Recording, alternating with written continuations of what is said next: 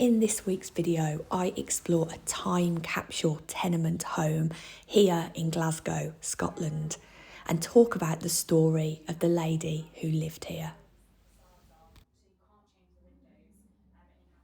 Hello and a warm welcome to Through Lucy's Lens weekly videos where I go somewhere interesting and hopefully you will find them interesting too. My name is Lucy, I'm your guide, I'm a social historian, which means I love history but I'm interested in the history of people, not politics. I am on my Scottish adventure and we have just arrived in Glasgow. Stop number one.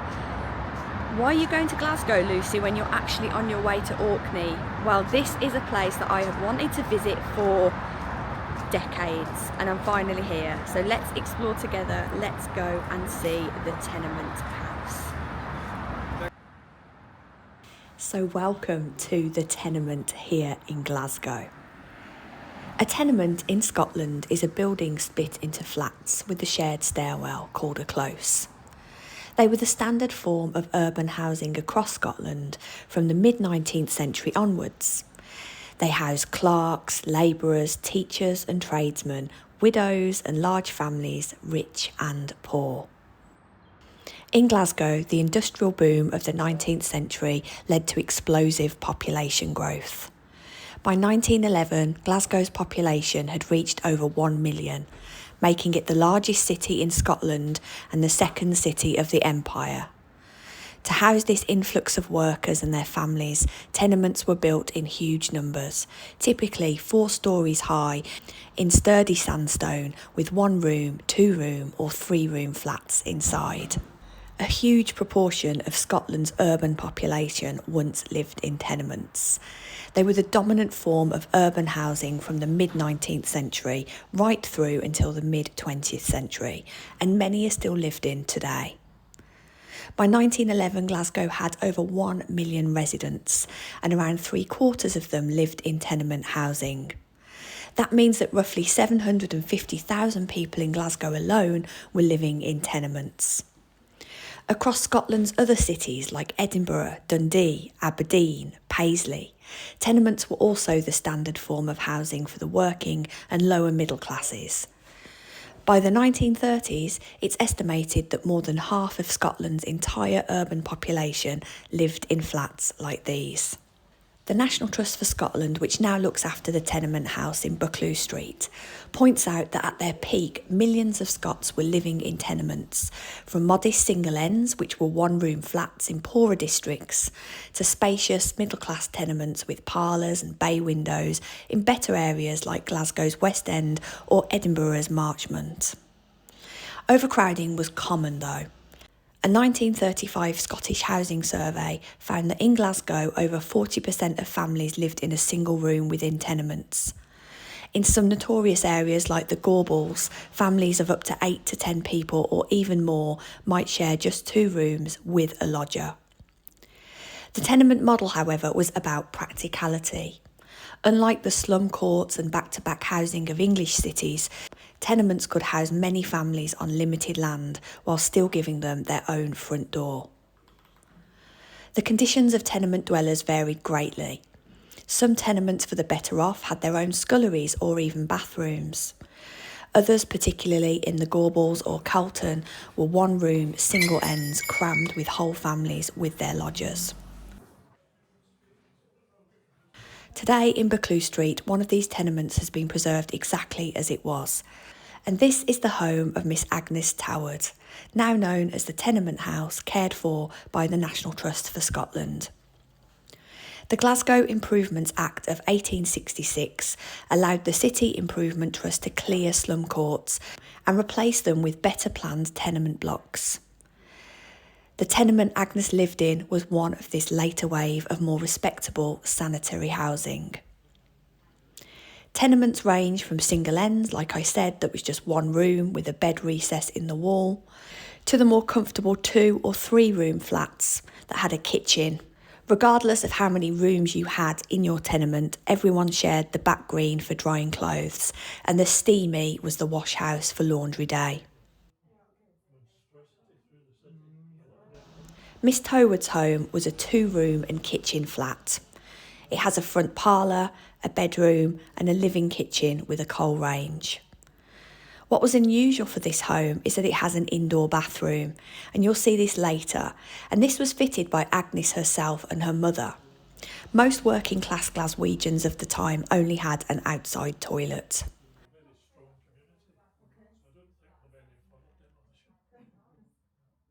Agnes was born in 1886 and moved here with her mother, who was also called Agnes, in 1911. She worked as a shorthand typist, and her mother operated as a seamstress with a shop in nearby Buccleuch Street. After her mother's death in 1939, Agnes lived alone here for decades. Agnes experienced a lot of early loss with the death of her father when she was just 3 years old. Her 2 sisters also passed away in infancy, leaving her and her mother to navigate life together here. Agnes was raised by her mother and developed a very strong bond with her, and they shared a modest yet comfortable existence here. Agnes's role as a typist allowed her to contribute financially to the household and provided small comforts. Agnes never married, and while there's no definitive record explaining her choice, several aspects of her life offer insight into her decision. A postcard was found from a Mr. Bulldog, who would have been writing to Agnes when she was a teenager. In the postcard, he suggests that she should come meet him on a Monday night, after unfortunately being detained for some hours. We don't know if she ever went to meet him, but she kept this postcard her whole life, meaning she must have wanted to keep a memory of her admirer. Later, Agnes was corresponding with William Wood, a colleague from her job as a typist. William enlisted in the London Scottish Regiment and was stationed in France. He was reported missing in action in July 1916 at the age of 24. Agnes at this point would have been in her 30s and wrote to her friends about William. There's a letter where she talks about engagement, and perhaps she was hoping for this. She kept all of William's letters, and maybe at this point in her life she decided to remain a spinster after so much heartbreak in her early years.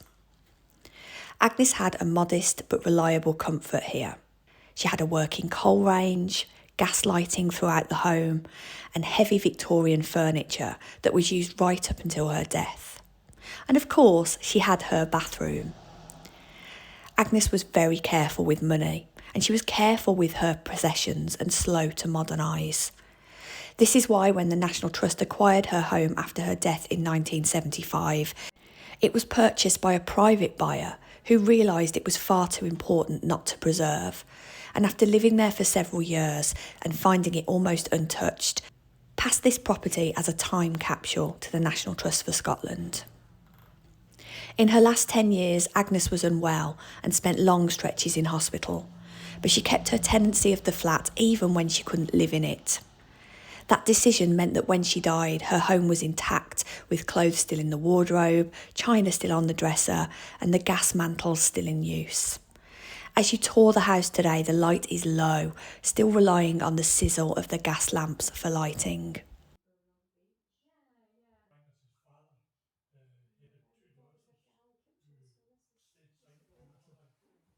Today, the tenement house is preserved exactly as Agnes left it. It gives me an extraordinary glimpse into the respectable working class Glasgow life between 1911 and the 1960s. The smell of the gas mantles and the polish takes you right back to a bygone time, and I found this home to be a very moving experience. It's worth, as a general overview, to listen to the voices of those who lived in tenements. There's many oral history projects in Glasgow that have captured words of tenement dwellers beautifully and can be accessed online. One woman remembered, "You had your washing day, and if you missed it, you'd be in trouble with the neighbours. We all shared the steamy, and that's where the gossip was done." Another recalled that as a child, the green out the back was our playground. We had nothing, but chalk on the ground made a game. The mothers would shout out the windows when your tea was ready. Somebody remembers how hard it was living in a tenement. There were 6 of us in the room and kitchen, and a lodger in the recess. You could smell the damp and the gas from the lamp. My mother never stopped scrubbing. And this to me is a testament of how everybody tried to keep as clean and respectable as possible, even in difficult circumstances. Many of the accounts you read really stress community. The doors were never locked. If you were short of sugar, you just asked next door. We all looked out for each other. In one tenement block, you could have a myriad of circumstances and life stories just across the landing, which is what I think for me makes them so interesting, not necessarily as a structure, but as a social experiment that worked for some to provide a great housing option, but to others, similar to these back-to-back houses in England, created a miserable existence to some of our ancestors when we look at it through our modern eyes. As always, I want to highlight these modern ideals. I try never to look back in pity. As we know from being here today, living, breathing and learning about their lives, they were survivors. Agnes's own life was quite solitary, careful, and was more unusual to a lot of tenement dwellers. But it connects directly to these broader tenement experiences. She too lived with the coal smoke, the back green, and the rhythm of the life within the close. The communal noise and hubbub of living cheek by jowl with your neighbours. Agnes is reported to have slept in the box bed or recess bed in the kitchen until her mother's death, along with her mother. You're going to see a lot of box beds coming up on the channel over the next few weeks. By sharing the box bed together, they could save on heat and laundry, and middle class as they may have seemed to the less fortunate, Agnes was incredibly careful with her money. She was a prolific preserve maker and baker, and some of the jams and preserves she made are still intact in the jars stored in the kitchen. She worked right up until she was 73, knowing that she didn't have a pension or support from a spouse or family to rely on, although she was an active member at a local church. Agnes sadly developed dementia and, according to accounts, had become rather eccentric in her later years. Neighbours told how she would mop the close stairs wearing an old war helmet. On a day in 1965, Agnes left to go to an appointment, telling her solicitor she would be away for a couple of nights. She was never to return. She spent the last 10 years of her life in hospital, where she sadly died. I'll leave you now to have a look around the remainder of the bedroom and also the amazing bathroom installed by Agnes and her mother. I'll be back though, so keep on watching.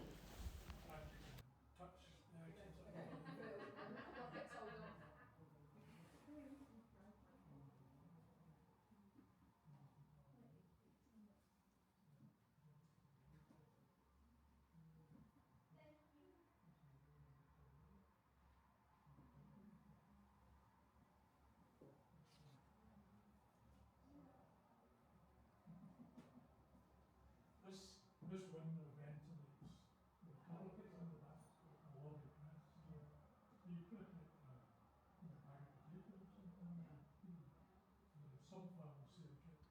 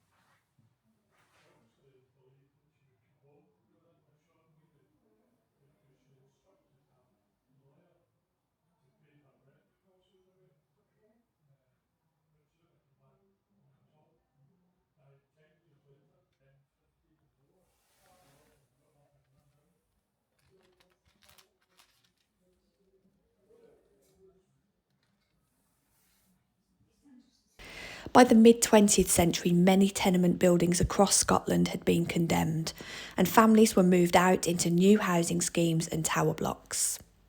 Yet, as we know, much of what was lost was not the bricks and mortar, but the fabric of the communities that existed within these spaces. This tenement, as it is today, survived because of Agnes's tenancy, keeping it on even though she wasn't living there, and the foresight of those who preserved it. I'm sure there are hundreds, if not more, properties like this that just got stripped out after the 1960s. So I'm really glad that it's still here, because for me, I think it's one of Scotland's most interesting museums. It's not the story of kings or castles, but of an ordinary woman and the dignity and the normality of her everyday life. I wonder, as Agnes was obviously a bit of a hoarder like myself, whether she would be pleased that people like me now relish the time spent in her home. I really hope that she would.